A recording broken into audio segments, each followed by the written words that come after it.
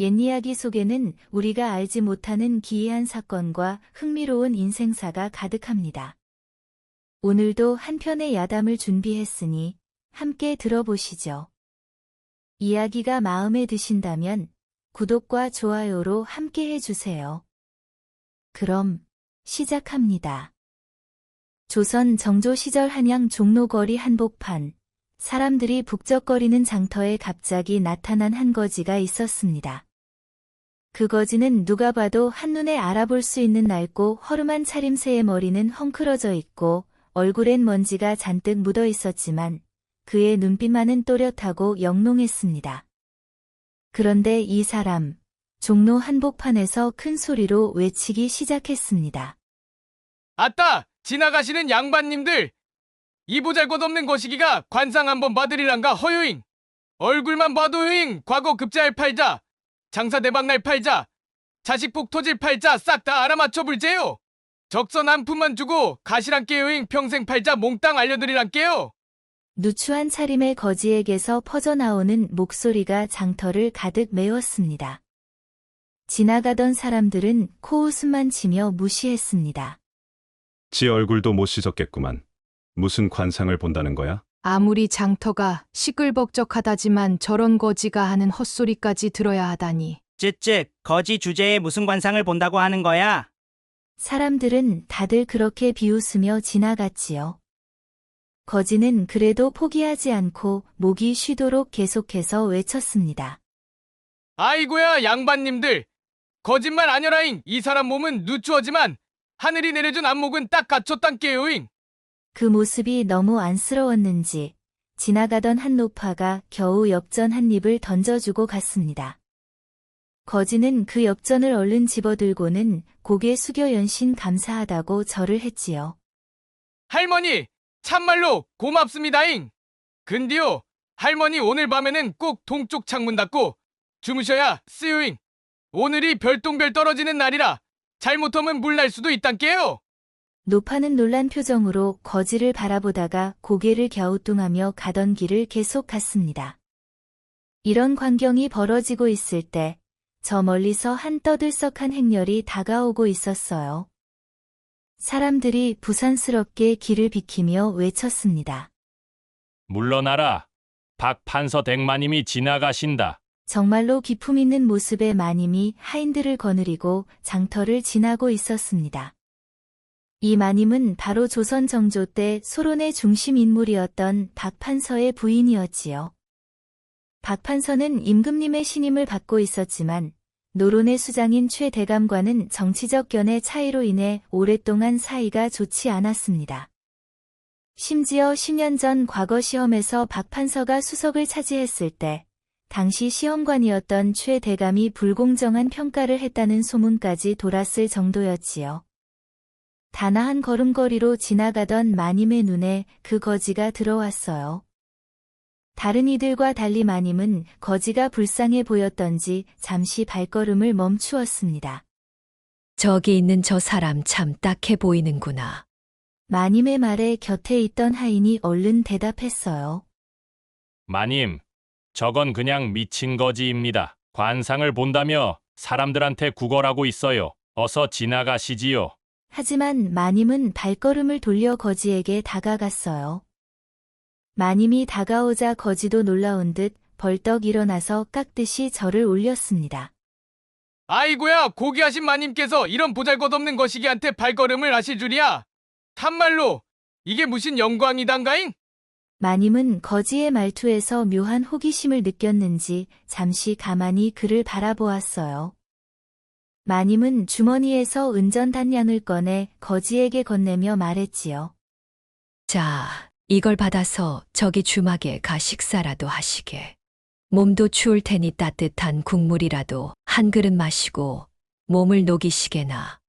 거지는 깜짝 놀라 두 눈이 휘둥그레져서는 그 은전을 받아들었어요. 아이고 마님의 은혜 평생 잊지 않겠소잉! 이렇게 고마운 일을 어찌 그냥 넘어갈 수 있겠소? 마님, 제가 관상 한번 받으겠소! 마님은 웃으며 손사래를 쳤어요. 아니요, 괜찮소. 그냥 식사나 잘하시게. 하지만 거지는 간절히 매달렸어요. 아니 되옵니다. 마님, 은혜만 입고 그냥 가불면 이게 무슨 배은망덕한 짓이겠소잉. 잠깐만 시간 내주시면 마님의 앞날에 크게 도움될 말씀 한 자락 올리겠단께요잉. 거지의 간절함에 마님은 하는 수 없이 잠시 머물렀습니다. 그럼 빨리 한마디만 하시오. 거지는 마님의 얼굴을 유심히 바라보더니 갑자기 목소리를 낮추어 말했어요. 마님, 되게 큰 고민이 대감의 암행어사 자리 제수 문제가 아니옵니까? 이 말을 들은 마님은 깜짝 놀라 뒤로 물러섰어요. 그건 정말로 박 판서와 마님이 요즘 크게 고민하던 일이었거든요.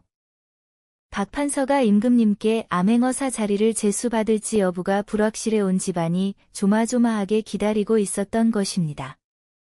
당신, 어떻게 그것을? 마님의 놀란 기색을 본 거지는 더 낮은 목소리로 말을 이었어요. 걱정하덜 마쇼. 대감님은 틀림없이 그 자리에 앉게 되실 것이오잉. 허나 한 가지 조심하셔야 할 게 있소. 다음 주 화요일 대감의 자택의 성이 홍시로 시작하는 손님이 찾아올 것이오. 그분을 잘 대접하고 그분이 대감에게 주시는 서책을 꼭 읽어보시게 하시오. 그 안에 임금님의 뜻이 담겨 있을 것이니. 마님은 이 말을 듣고 너무 놀라 어쩔 줄 몰라 했어요. 거지의 말이 사실인지 어떻게 확인할 수 있을까 고민하는 마님에게 거지는 마지막으로 한마디를 더했습니다. 그리고 마님, 서책의 10번째 장을 특히 유심히 보시라고 대감께 전하시오. 거기에 임금님의 진짜 뜻이 숨겨져 있소이다. 아, 그리고 요즘 따님의 마음이 심란하시죠? 꽃이 필 때는 나비가 찾아오는 법. 억지로 막지 마시오. 이 마지막 말에 마님은 더욱 놀랐습니다. 그것은 딸에 관한 이야기였는데 어떻게 이 거지가 알 수 있단 말인가요? 마님은 자기도 모르게 고개를 끄덕였고 곧 정신을 차리고 서둘러 집으로 돌아갔습니다. 집에 도착한 마님은 곧바로 박 판서를 찾아가 자초지종을 이야기했어요. 도대체 거지가 어떻게 우리의 고민을 알았을까요? 저희 집안을 훤히 보고 있는 듯 하였습니다. 박 판서는 처음에는 그저 우연이라고 생각했지만 마님이 전해 들은 말 중에 홍시성을 가진 손님과 서책에 관한 이야기가 너무 구체적이라 무시할 수 없었습니다. 그리고 정말 놀랍게도 그 다음 주 박 판서의 자택에는 홍대감이라는 분이 찾아왔고 그는 박 판서에게 한 권의 서책을 선물로 가져왔습니다. 박 판서는 거지의 말을 떠올리며 그 서책의 10번째 장을 유심히 살펴보았지요. 그곳에는 암행어사 자리에 관한 중요한 정보와 함께 임금님께서 박 판서에게 기대하는 바가 적혀 있었어요. 이 정보 덕분에 박 판서는 완벽하게 준비하여 임금님께 충성을 다할 수 있었고 예상대로 암행어사 자리를 제수받게 되었습니다. 기쁨에 찬 박 판서는 마님에게 말했습니다. 그때 말한 거지의 말이 정확히 맞았소. 그 사람을 찾아서 우리 집으로 모셔오시오. 내가 직접 감사 인사를 전하고 싶소. 마님은 다음 날 하인들을 데리고 장터로 나가 그 거지를 찾아 헤맸습니다. 다행히도 거지는 여전히 그 자리에 있었어요.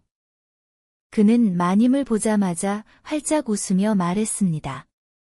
아따, 마님, 기다리고 있었소잉. 자, 댁으로 갑시다. 마님은 놀랐습니다. 자신이 아무 말도 하지 않았는데 어떻게 알았을까요? 더욱 이상한 것은 오늘의 거지는 어제보다 훨씬 깨끗하고 정돈된 모습이었습니다. 마치 어디선가 목욕을 하고 온 듯했지요. 그렇게 의아해하며 거지를 모시고 박 판서의 집으로 돌아왔습니다. 박 판서는 거지를 정중히 맞이하여 객실에 머물게 했고 깨끗한 옷과 맛있는 음식을 대접했습니다. 저녁에는 박 판서와 거지가 술잔을 기울이며 많은 이야기를 나누었지요. 술이 몇 순배 돌자 박 판서는 거지에게 물었습니다. 자네 이름은 무엇인가? 이렇게 대접만 받고 이름도 모르면 서운하지 않겠나? 거지는 술잔을 비우고 활짝 웃으며 답했습니다. 아따, 대감께서 이 보잘것없는 거시기 이름을 물어주시다니 참말로 과분하지요잉. 제 이름은 안종학이라고 합니다요. 안종학이라 어디서 왔는가? 먼 곳에서 왔소이다. 잠시 안양 구경 왔다가 이렇게 대감님 댁에서 귀한 술까지 마시게 되다니 이 무슨 복인지 모르겠소잉. 박 판서는 안종학과의 대화가 재미있었고 그의 솔직한 태도가 마음에 들었습니다. 자네 같은 사람과 술 마시니 내 마음이 편안해지는구먼. 이제부터 나와 자네는 친구로 지내세. 비록 지위는 다르지만 마음으로는 서로를 존중하는 것이 되자고. 아이고, 대감, 이게 웬 과분한 말씀이요?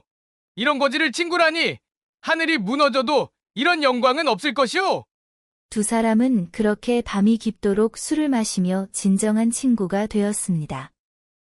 안종학은 놀랍게도 박 판서의 여러 고민들을 척척 알아맞추고 해결책을 알려주었습니다. 대감, 다음 달에 있을 과거에서는 사서삼경 중에서도 특히 맹자에서 많은 문제가 출제될 것이오. 제자들에게 그 부분을 집중적으로 가르치시면 좋을 것이에다. 대감께서 걱정하시는 둘째 아드님의 병은 고차도가 있을 것이오. 다만 음식을 가려 먹이시고 특히 찬 음식은 피하게 하시오. 이런 식으로 안종학은 놀라운 통찰력을 보여주었고 박 판서는 점점 그를 신뢰하게 되었습니다.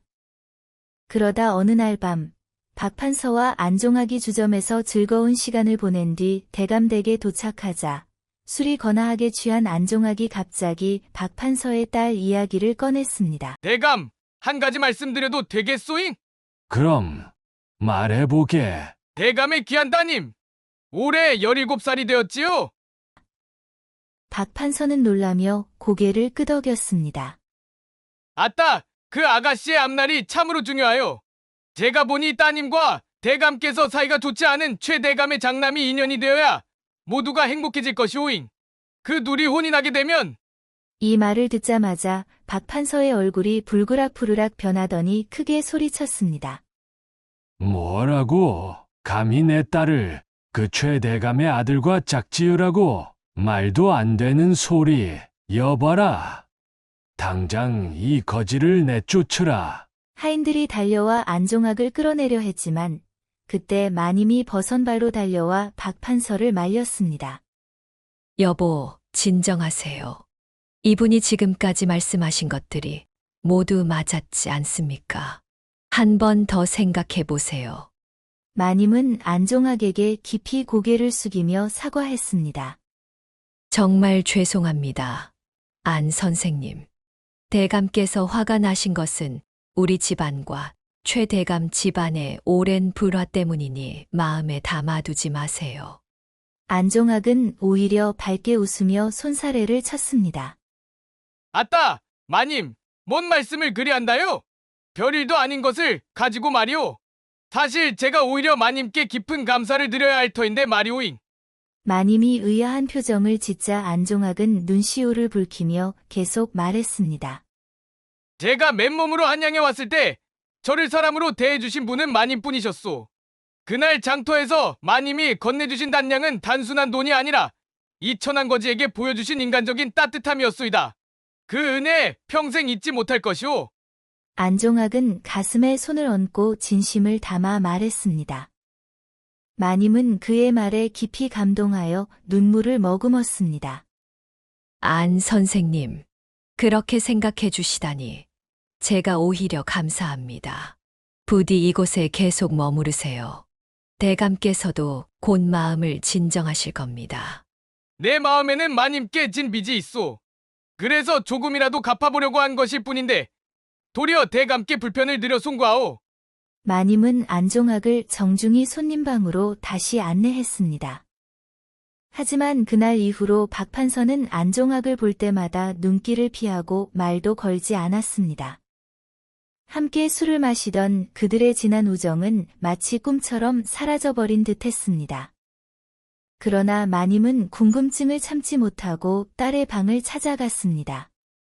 꽃처럼 아름다운 17살 박 교수는 수놓기를 하고 있었습니다. 그녀의 섬세한 손길에서는 깊은 고민이 묻어나는 듯했습니다. 아가, 너에게 물어볼 게 있구나. 혹시 최 대감의 장남을 알고 있니? 이 질문에 박 교수는 깜짝 놀라 손에 들고 있던 바늘을 떨어뜨렸고 순식간에 얼굴이 붉어지더니 눈에 눈물이 그렁그렁 맺혔습니다. 어머님, 어떻게 아셨어요? 마님은 놀라움을 감추지 못했습니다. 설마 너와 그 사람이? 박 교수는 고개를 숙이고 훌쩍이며 말했습니다. 작년 가을, 규방 나들이 갔을 때 우연히 만났어요. 그분이 시를 읊고 있었는데 그 목소리가 너무 깊고 따뜻했어요. 이후로 몇 번 편지를 주고받았어요. 아버님께서 절대 허락하지 않으실 거라 말씀드리지 못했어요. 박 교수는 눈물을 훔치며 계속했습니다. 그분도 저를 진심으로 생각해 주시지만 두 집안의 사이를 알기에 너무 괴로워하세요. 지난번 편지에서는 이 마음 접고 멀리 떠나겠노라고 하셨어요. 마님은 딸의 손을 따뜻하게 잡아주었습니다. 얘야, 마음이 많이 아팠겠구나. 안종학 선생님 말씀처럼 꽃이 필 때는 나비가 찾아오는 법. 나는 내 행복만을 바란단다. 마님은 이제야 모든 것이 이해됐습니다. 안종학의 말이 사실이었던 것입니다. 마님은 이것이 하늘의 뜻이라 생각하고 남편을 설득하기로 마음먹었습니다. 여러 날 밤을 지새우며 마님은 박 판서를 설득했고 마침내 박 판서도 딸의 행복을 위해 그 혼인을 허락했습니다. 특히 안종학의 조언으로 암행어사 자리를 얻게 된 것이 크게 작용했지요. 그렇게 박 교수는 최 대감의 장남과 혼례를 올리게 되었습니다. 혼례 날, 두 사람의 얼굴에는 너무나 행복한 미소가 가득했습니다. 최 대감의 장남은 학식과 덕망이 높기로 소문난 젊은이였고 실제로 만나보니 박 판서도 그 인품에 감동하여 자신의 편견을 부끄러워했습니다. 안종학도 초대받아 혼례에 참석했습니다. 그는 흥겹게 잔치를 즐기며 축하시까지 멋지게 읊어 많은 하객들의 박수를 받았지요. 그의 축시에는 마치 먼 미래를 내다보는 듯한 신비로운 구절들이 있었습니다. 붉은 해와 푸른 달이 만나니 두 가문의 오랜 난이 풀리고 머지않아 위기의 때가 오리라. 그때 서로의 손을 맞잡음이 구원이 되리. 잔치가 끝나갈 무렵 안종학은 마님을 찾아와 인사를 했습니다. 마님, 덕분에 잘 먹고 잘 쉬다 갑니다잉. 이제는 떠나야 할 시간이 되었소이다. 마님은 아쉬워하며 물었습니다. 어디로 가시는 겁니까? 우리 집에 계속 머무르셔도 되는데. 안종학은 미소 지으며 대답했습니다. 아니요, 마님. 전 있어야 할 데가 따로 있소. 혹시 또 만나게 된다면 그땐 더 반가울 것이지라잉. 한 가지만 전해주시오잉. 앞으로 3년 대감께서 정치적으로 큰 위험을 맞이할 수 있으니 노론 쪽 대감들과의 관계는 특별히 조심하셔야 할 것이에다. 그리고는 깊이 절을 하고는 발걸음을 옮겼는데 이상하게도 대문을 나서는 순간 그대로 사라져 버렸다고 합니다. 마님이 급히 대문 밖으로 나가 사방을 둘러보았지만 안종학의 모습은 어디에도 없었습니다. 마님은 그 후로도 장터 곳곳을 수소문했습니다. 하인들을 여러 곳으로 보내 안종학이라는 사람을 찾아달라고 했지만 그렇게 관상을 보는 거지라는 특이한 사람을 본 이는 아무도 없었습니다. 심지어 일부러 전라도 지역까지 사람을 보내 수소문했지만 그곳에서도 안종학이라는 이름의 사람을 찾을 수 없었습니다. 마치 처음부터 존재하지 않았던 사람처럼 말이지요.